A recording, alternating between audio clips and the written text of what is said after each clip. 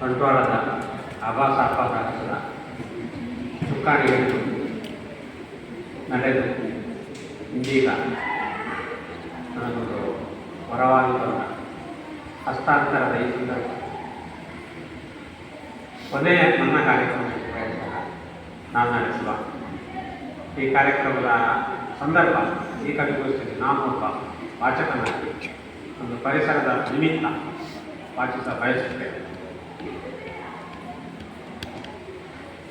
ನನ್ನ ಕವನದ ಹೆಸರು ಹಸಿರಿನೊಳಗೆ. ಹಸಿರಿನೊಳಗೆ ಅಷ್ಟದಿಕ್ಕುಗಳಲ್ಲೂ ಮಲಿನ ಇಲ್ಲದೆ ಇರಲು ಕಷ್ಟವಿಲ್ಲದ ದಿನವ ಕಾಣಬಹುದು.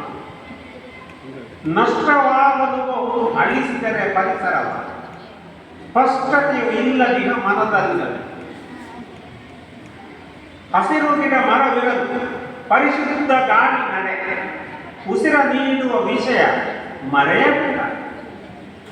ಕಸದಿಂದಲೂ ರಸವ ಪಡೆವ ಜಾಣ್ಮೆಯ ಮನುಜ ಮೊಸರ ನುಣ್ಣಲು ಕೃಷಿಯ ತೊರೆಯಬೇಡ. ಅಷ್ಟದಿಕ್ಕುಗಳಲ್ಲೂ ಮಲಿನ ಇಲ್ಲದೆ ಇರಲು ಕಷ್ಟವಿಲ್ಲದ ದಿನವ ಕಾಣಬಹುದು.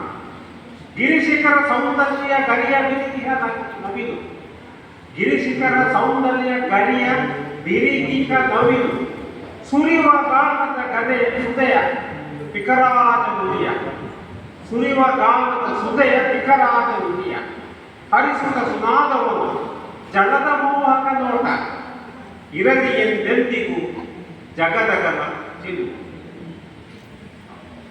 ಅಷ್ಟ ದಿಕ್ಕುಗಳಲ್ಲೂ ಮಲಿನ ಇಲ್ಲದೆ ಇರಲು ಕಷ್ಟವಿಲ್ಲದ ದಿನವ ಕಾಣಬಹುದು. ಹಕ್ಕಿಗಳ ಚಿಲಿಪಿಲಿಯು ಬಕನ ಧ್ಯಾನದ ಗದ್ದೆ ಹಕ್ಕಿಗಳ ಚಿಲಿಪಿಲಿಯು ಬಕನ ಧ್ಯಾನದ ಗದ್ದೆ ಸೊಕ್ಕಿಂದ ನಲಿದಾಡುವಂತ ಮಿಕಕೂಟ ಸೊಕ್ಕಿಂದ ನಲಿದಾಡುವಂತ ಮಿಕಕೂಟ ಚೊಕ್ಕ ಮನಸ್ಸಿನ ಜನಕ್ಕೆ ಬಹಳ ಆಹ್ಲಾದಕ್ಕೆ ಮಿಕ್ಕಿರುವುದೇನುತ್ತಿವಿ ಪ್ರಕೃತಿಯ ಬೇಡ. ಅಷ್ಟ ದಿಕ್ಕುಗಳಲ್ಲೂ ಮಲಿನ ಇಲ್ಲದೆ ಇರಲು ಕಷ್ಟವಿಲ್ಲದ ದಿನವ ಕಾಣಬಹುದು. ಭವ್ಯ ಭಾರತ ನಮ್ಮ ನೆಲ ನಿಜ.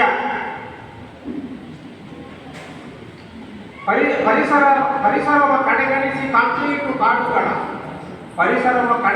ಕಾಂಕ್ರೀಟು ಕಾಡುಗಳ ಇರಿಸಿದರೆ ಬೆಂಕಿಯಲ್ಲಿ ಬಿದ್ದ ಹಾಗೆ ಮರೆಯದೆ ಗಿಡ ಮರವ ಬೆಳೆಸುವಂತರ ಮಧ್ಯ ಬರಬಹುದು ಸುಶ್ವಾಸ ಕಳೆಯೇ ಬೇಗೆ.